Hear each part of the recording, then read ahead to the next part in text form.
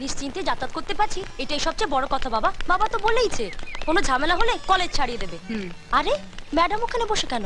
চল তো চল। Good morning madam. কি হয়েছে ম্যাডাম?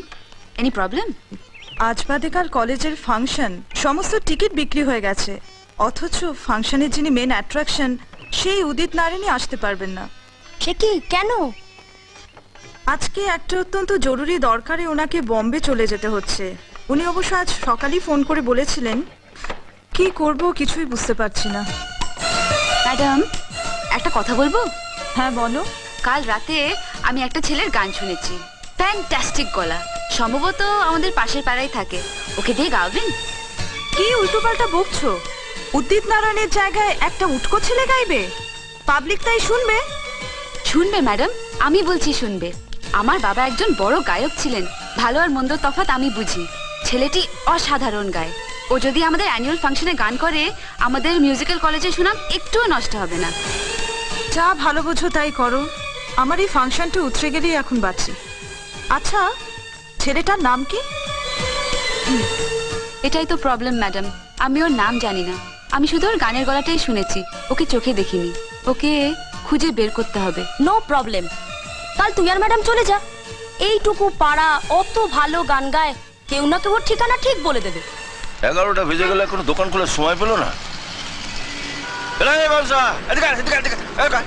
আরে আসছি আসছি, তুমি দেখছি এখন দোকান খোলার সময় দেবে। আরে কাল রাত্রে আর সেবা দেখতে গেছিলাম, বুঝলে কেশুদা? আরে তোর গল্প শোনার জন্য আমি আসিনি, তাড়াতাড়ি কর, তাড়াতাড়ি কর। দেখি একটা দে, তুমি তো ঘোড়ায় জিন দিয়ে এসছো দেখছি। দে একটা নিপদার খাতায় লিখে রাখ।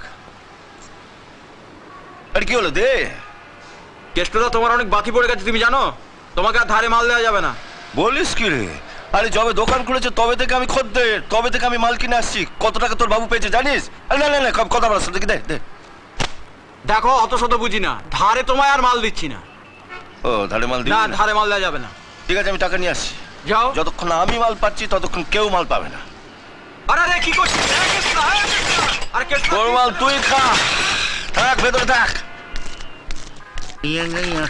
বলিন্দর, বলিন্দর। अरे केष्ट तुम क्या हुआ? আরে ইন্স্যুরেন্সের প্রিমিয়াম নিতে এলাম, ডিউ হয়ে গেছে, দেরি করলে তো ফাইন লাগবে। अरे हमारे प्रीमियम में रुपया तो तुम्हारे एजेंट विजय से लिए गलो। বিজয়? हाँ, আরে আমার ক্লায়েন্টের টাকা ওকে কে নিতে বললো? तुम्हारे बीवी बोले थे। আমার বিবি বলেছে? हाँ, विजय तो তাই বললো। তুমি নাকি হর রোজ অফিসের নাম করে বাইরে বেরিয়ে গিয়ে মদের দোকানে লাইন মারো, সেই জন্য ও তোমাকে রুপিয়া দিতে না করে দিয়েছে। হ্যাঁ, বিজয়ের এত রেলা বেড়েছে, দুদিনের চোখে রাস্তা থেকে তুলে আনলাম, আমারই মাল পয়মাল করে আমাকে পদে বসাচ্ছে। দেখাচ্ছে। বিজয়, বিজয় কোথায় রে?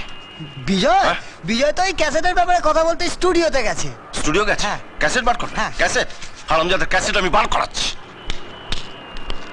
কি রে? হ্যাঁ রে, কেষ্টদা হঠাৎ বিজয়ের ওপর খচে গেল কেন বলতো? আমার কি মনে হয় জানো, কি? সকাল থেকে তো পেটে মাল পড়েনি, তাই বোধহয় মেজাজটা বিগড়ে আছে। ক্যাসেট বার করবে, দিনটাই মাটি করে দিলাম। নমস্কার কেষ্টদা। দেখতে পাচ্ছ?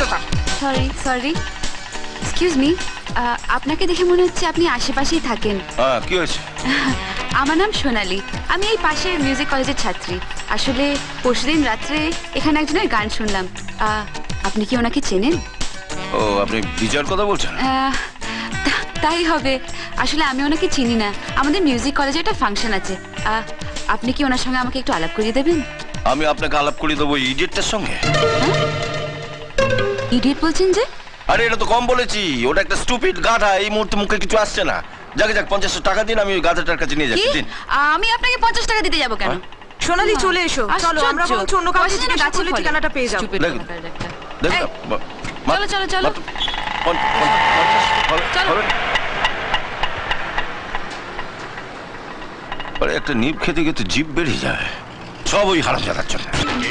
ভালোবাসা তোমাকেই পেতে চায়, ওই দুটি চোখ যেন কিছু বলে যায়, ওই দুটি চোখ যেন কিছু বলে যায়।